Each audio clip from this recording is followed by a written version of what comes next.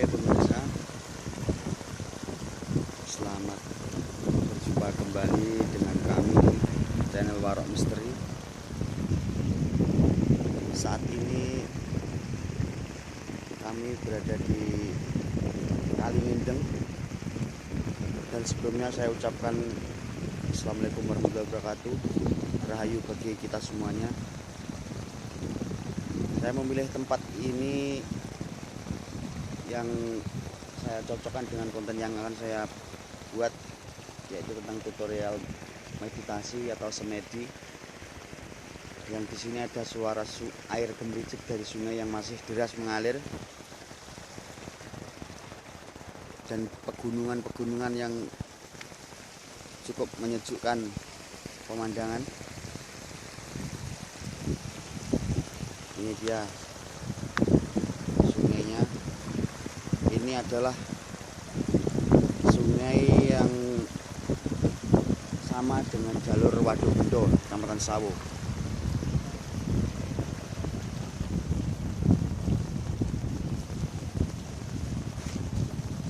Oke, sebelumnya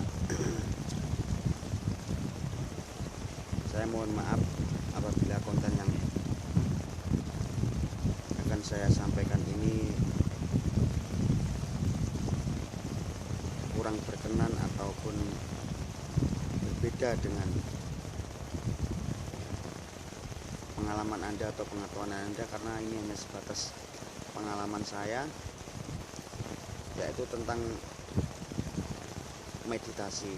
Sebelumnya akan sedikit saya beri gambaran tentang apa sebenarnya itu meditasi. Meditasi itu kalau secara Jawa itu sama dengan semedi, dan meditasi itu adalah bahasa yang sudah modern, yaitu seperti bahasa Indonesia misalnya, ataupun pengembangan dari semedi itu bahasanya. Dan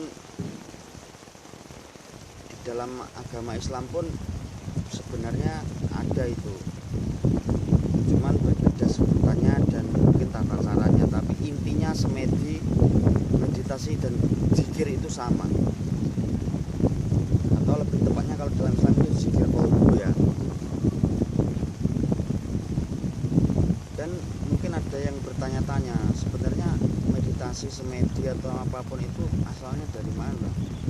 Apakah itu ajaran Hindu atau ajaran Jawa? Nah, untuk itu tapi juga ada yang bertanya, apakah semedi itu dilarang agama atau berlawanan dengan syariat agama Islam? Kalau menurut saya, secara saya pribadi, itu sangat tidak berlawanan. Dasar saya simpel saja, saya tidak tahu dalil ya, tapi sebelum Nabi Muhammad SAW mendapatkan wahyu di Gua Hira, Nabi Muhammad juga bertapa semedi di situ untuk menerima wahyu dari Allah Subhanahu wa taala. Nah, dari situ saja saya sudah bisa menyimpulkan bahwa meditasi atau semedi itu tidak berlawanan. Namun semuanya kembali pada diri kita masing-masing, dan jangan jadikan apa yang saya sampaikan ini sebagai acuan. Mohon maaf, jadikan ini sebagai referensi saja. Dan apa sih sebenarnya tujuan semedi, meditasi atau zikrullah atau zikir qalbu itu? Ada beberapa manfaat yang saya rasakan dari meditasi atau semedi atau zikir qalbu itu ya, dulur. Saya mulai belajar seperti itu karena saya merasa banyak sekali beban dalam batin dan pikiran saya, yang kemudian saya berusaha mencari ketenangan dengan jalan yang pada umumnya, yaitu kumpul teman-teman, cari hiburan, tapi semuanya saya nggak menemukan apa yang saya cari. Saya bisa tenang, tetapi ketika saya kembali ke rumah, ketika saya menyendiri, itu tidak stabil. Saya kembali emosi bergejolak, marah, putus asa, depresi dan lain sebagainya. Kemudian saya dolan-dolan ke rumah-rumah atau ke orang-orang yang paham tentang bagaimana caranya menenteramkan hati dengan jalan meditasi dan sebagainya. Dan dari situ saya membuat kesimpulan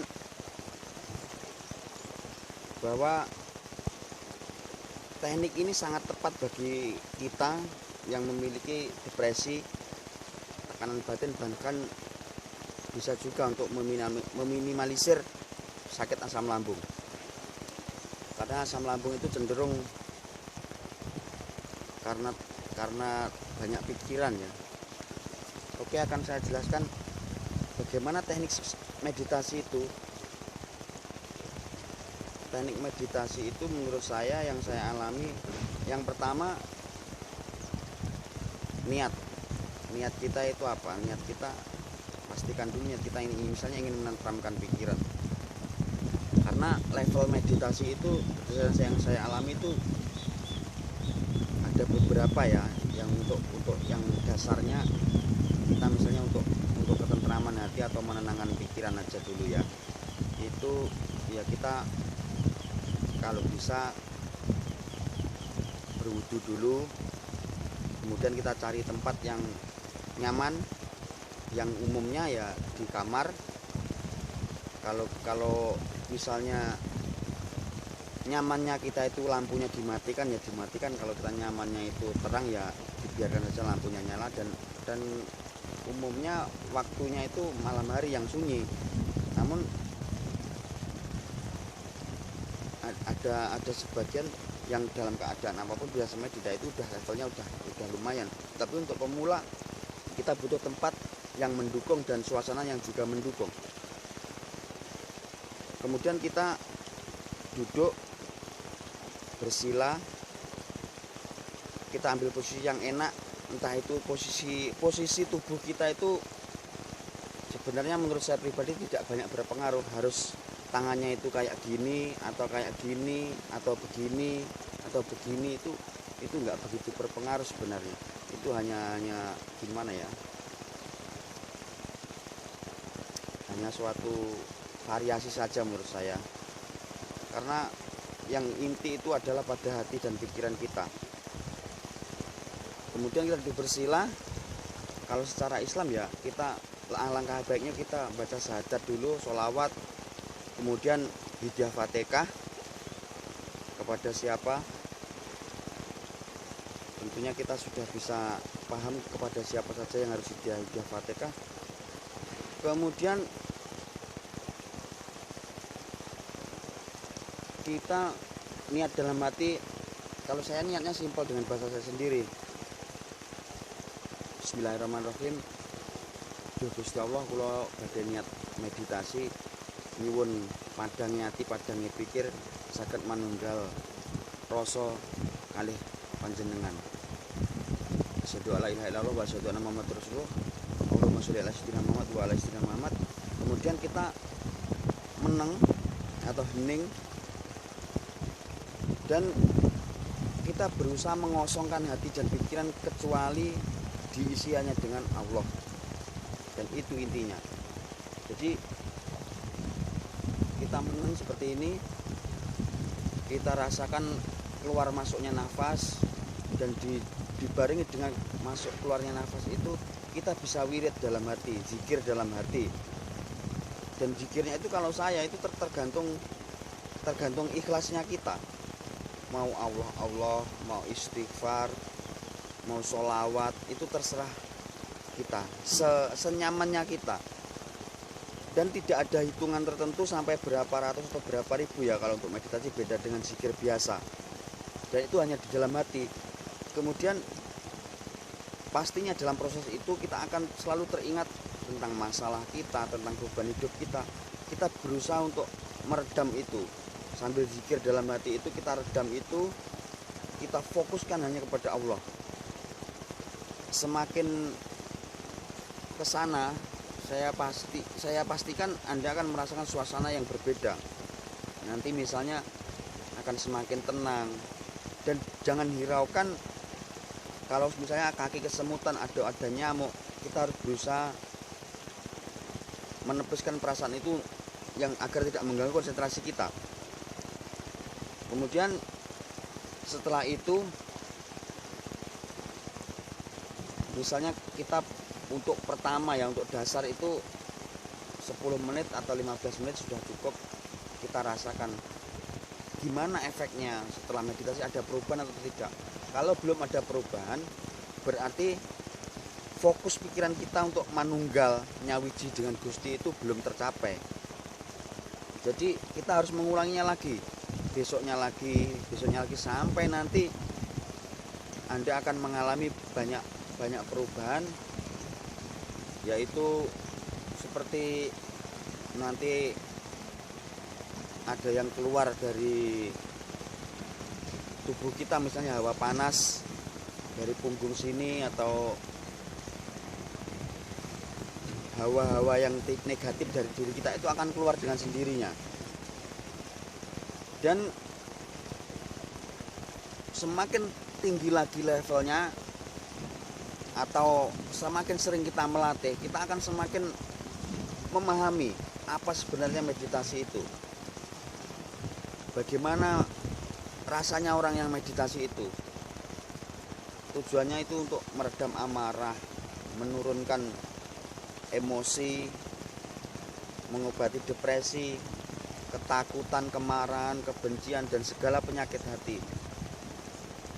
Kemudian nanti level-level berikutnya itu akan banyak sekali, bahkan bisa sampai kalau orang yang belajar ilmu Jawa itu bisa untuk sarana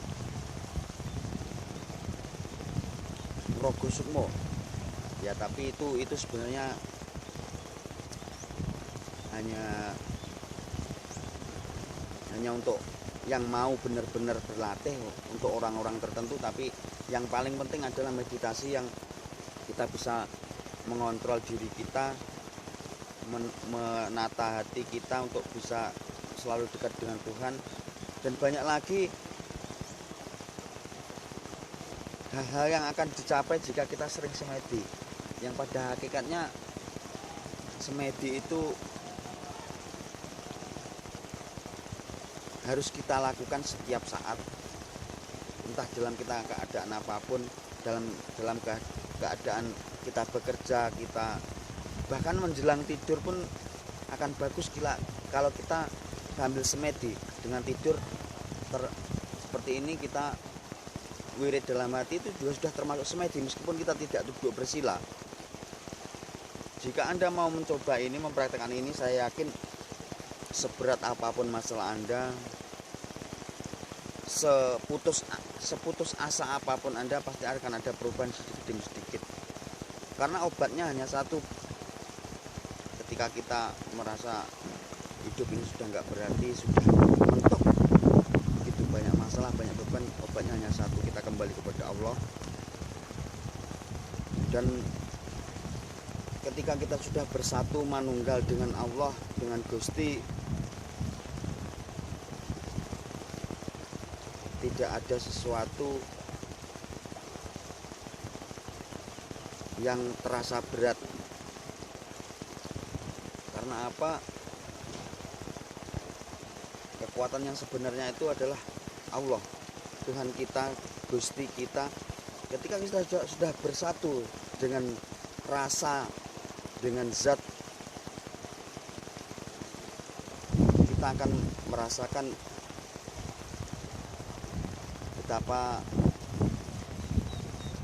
sebenarnya kita itu sangat perlu sering-sering, bahkan sebenarnya wajib ya, untuk selalu ingat, selalu dekat dengan Tuhan, dengan Allah. Itu kita wajib agar kita selalu ingat. Di luar itu, saya mohon maaf, bukan berarti saya sudah mampu ataupun sudah selalu stabil untuk selalu seperti itu, bukan. Karena saya juga manusia biasa yang kadang bisa menjaga emosi, kadang juga nggak mampu. Ya itulah perjalanan hidup atau likuan hidup yang menjadi ujian bagi kita.